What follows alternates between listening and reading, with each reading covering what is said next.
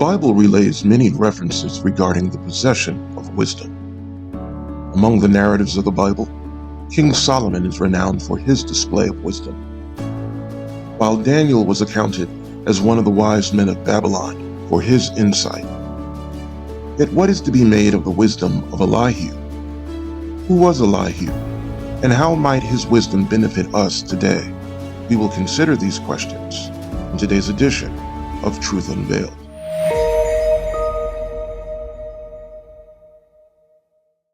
In the study of the scriptures, past and present day scholars have divided the books of the Bible into several categories of groupings. One of those categories would be those of the wisdom books. The wisdom books of the Bible discuss managing and coping with the human experience. The books under this class explores how one deals with the pressures of everyday life. The wisdom books have a poetic overtone in their presentation and a philosophical bent in the questions posed. Among the wisdom literature are such titles as the Book of Proverbs, Ecclesiastes, and the Book of Job. In the Book of Job, we find a devout man of God by the name of Job who had experienced a number of personal and financial losses. Following these misfortunes, he is visited by three friends who are also accompanied by a young man named Elihu. Job's friends found him to be in poor health and extremely dejected in the midst of his elongated ordeal. What follows is an extended exchange between Job and his companions. Job voices how he has come to view God after having experienced a number of traumas. Job appears to be on the precipice of a crisis in faith, and serving no more as but a mere spectator for the duration of the conversation. Elihu finally chimes in. When Elihu speaks, he addresses the assertions that Job has made. Now, given what Job has gone through and all that he's suffered, you can come to see how his worldview has changed and his view of God has been affected by what he has gone through. Job has, in this conversation with his three friends in the presence of Elihu, has espoused that God does not care about humanity, that God is not interested in the welfare of humans, and that God does not answer prayer. In addition, he's expressed that God does not enforce right and wrong, and that God does not punish those that do wrong and that do evil. Furthermore, Job has explained how he feels about what he's going through. He feels that the suffering that he's been allowed to experience is unwarranted, and that he stands to gain nothing from what he's going through. Elihu counters each one of those points that Job has made as he responds to Job. He goes on to explain that God indeed does care about humanity, and that could be seen by the process that God has made available for individuals to claim God's grace and have their sins forgiven. If that process of having their sins forgiven and having Christ come in the future from their vantage point and in our vantage point today, now recognizing that Christ has died for our sins, if God has extended this courtesy to us, that shows that he cares. He also goes on to explain to Job that if God didn't care, we wouldn't be alive, because God could very well pull life from all humanity and humankind would cease to exist. God has not done that, and that shows that God is invested in what becomes of mankind. Elihu also goes on to show that there's a certain attitude that one should have when they are undergoing difficulties and hardships. We see this in Job chapter 34 and in verse 31. Here, Elihu begins to explain what an individual should be thinking, the attitude they should have when they have problems, when they're suffering, as they look to God. He asks the question, why don't people say to God, I have sinned, but I will sin no more? Verse 32, or, I don't know what evil I have done, tell me. If I have done wrong, I will stop at once. This is the attitude individuals should have when they're being placed in a position of pressure placed in a period of hardships, of trials, experiencing pain, emotional pain, physical pain, loss of a loved one, financial hardships. These are things that many may undergo, and they cry out to God for help. And they certainly may wonder, why are they undergoing this thing? Why has God not shielded them from such things? And it is during this period of time that at the outset, to start with, that mentality is mandatory and is a prerequisite to understanding what God would be doing with us.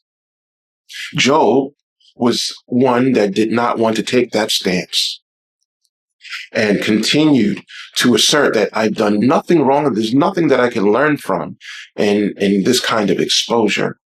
And so Elihu continued to challenge Job on that point. He goes on to show that Job's attitude was wrong, and that Job's sense of righteousness, it was wrong for Job to see his level of righteousness as being on the same level as God's righteousness. And so Elihu pointed out that there was a place that Job should see himself in as he related to God, rather than seeing himself on equal footing, as seeing himself as being self-sufficient in being obedient to God without God's assistance. In Job chapter 35 and in verse 6, Elihu asks, if you sin, how does that affect God? Even if you sin again and again, what effect will it have on him? If you are good, is this some great gift to him? What could you possibly give him? No, your sins affect only people like yourself, and your good deeds also affect only humans.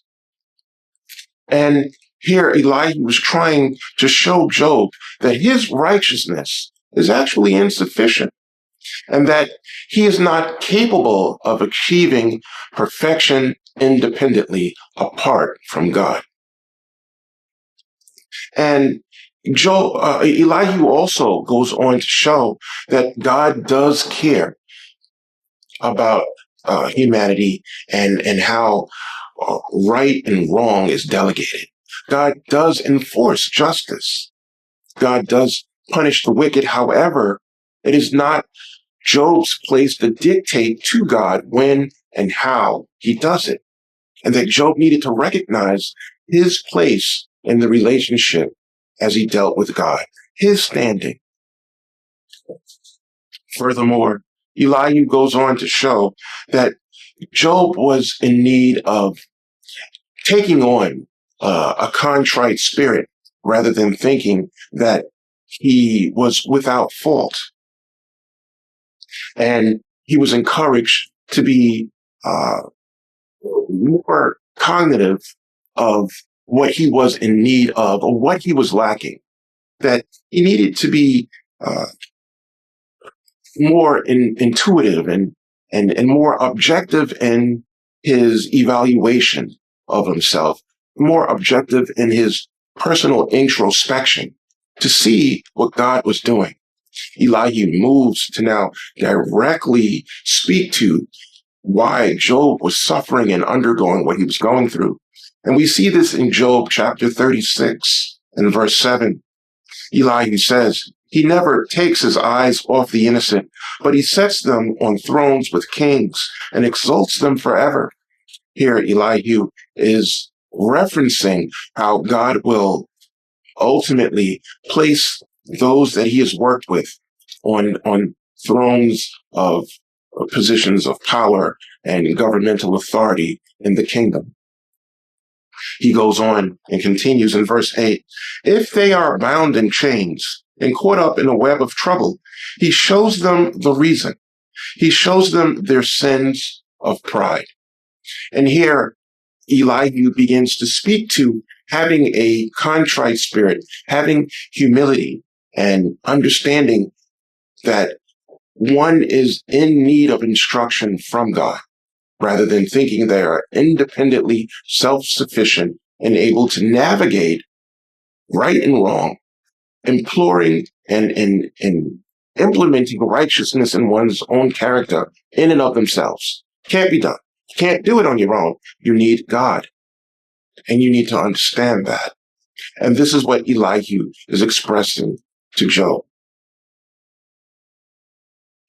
He continues in verse 10. He gets their attention and commands that they turn from evil, that God has mechanisms and ways where he's reaching out, trying to get people's attention, whether it be through his word and the scriptures or some other form of exposure, say, having to deal with trials and troubles. Now, this does not mean that every individual that is having a trial, is having problems, is having to deal with health issues, that they are being chastened for doing some overt, pronounced wrong.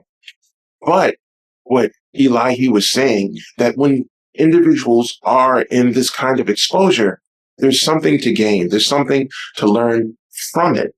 And that Job was circumventing that understanding, circumventing that process, even in the midst of what he was going through. And so God will reach out to people in fashioning and developing them and conditioning them to be responsive to what would God have of them, what God would need of them, and that a correct stance from an individual that God is working with in any environment would be to say, God, what is it that you need from me? What is it that you need from me to do? What is it that you need me to understand? As Elihu was expressing to Job. In verse 11, as God reaches out to people through whatever means, whether it be troubles and difficulties, whatever environment and conditions God would allow them to be in, if they listen and obey God, they will be blessed with prosperity throughout their lives. All their years will be pleasant. This does not mean that individuals are going to have immense physical wealth and large bank accounts. But what it does mean is that they will be spiritually rich. Spiritually rich from the attributes that they would have invested in them as God works with them using his spirit. Furthermore, you would see these attributes come out akin to the attributes that are spoken of in the Beatitudes, where Christ speaks of certain states of mind, such as blessed are the meek, blessed are the poor in spirit. These are the attitudes that come from the development, come from the conditioning that we undergo from the troubles and difficulties that we experience.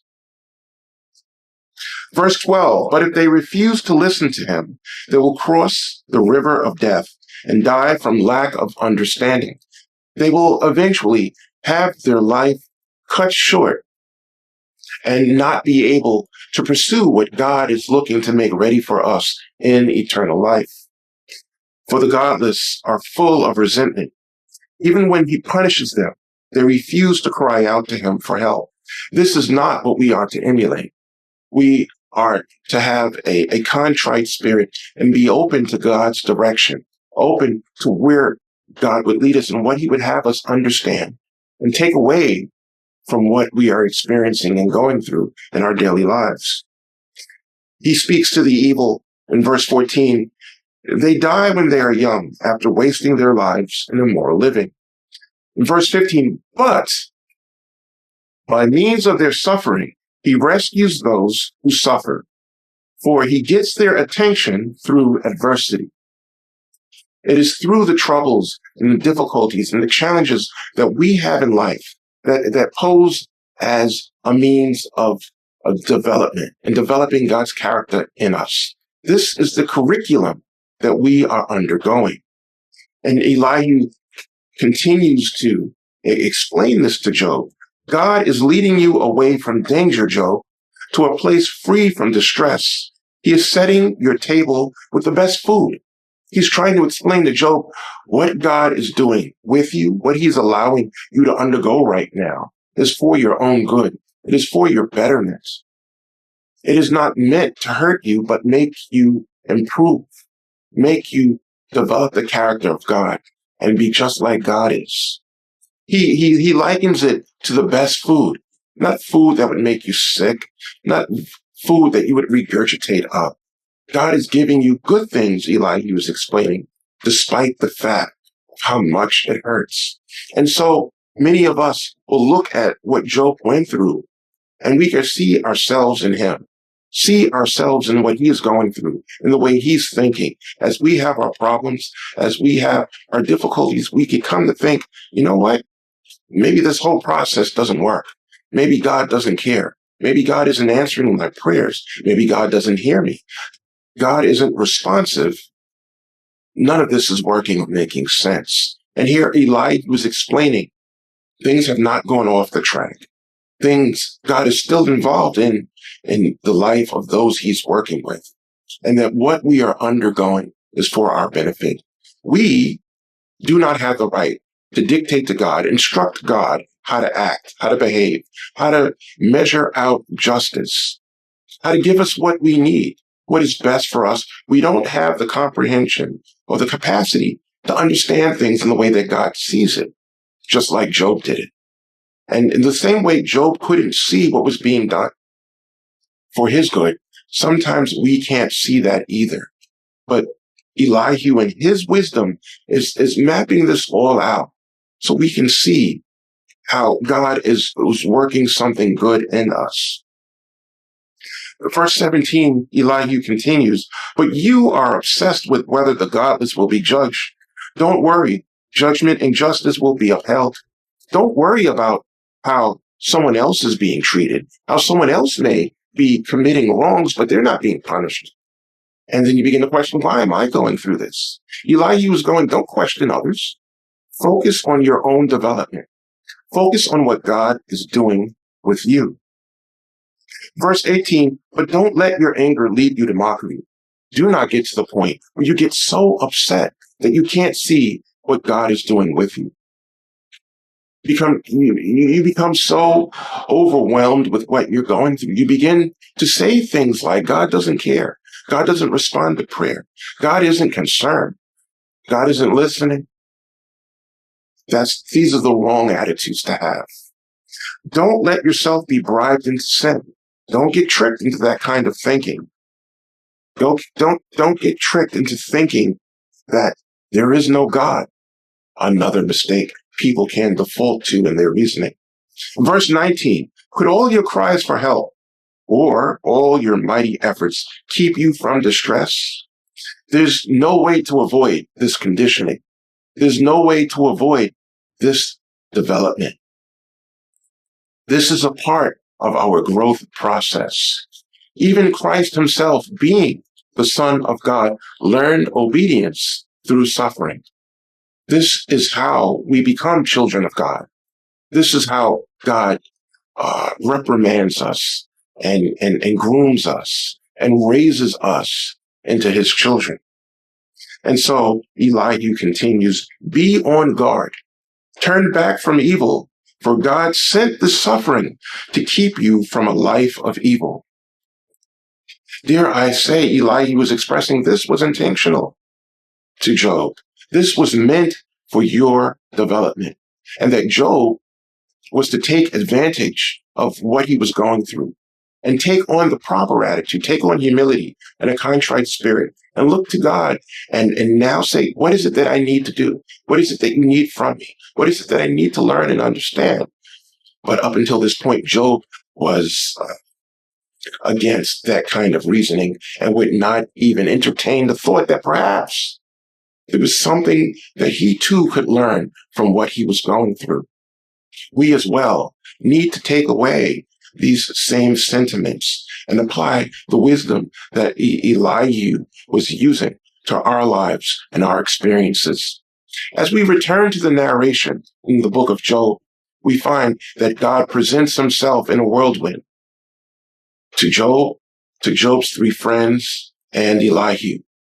God speaks to Job and corrects him for his way of thinking, corrects him for his views of God. He corrects Job's three friends for their faulty counsel and their wrong view of God themselves. However, he extended no correction to Elihu. We find that Elihu's wisdom was indeed sound.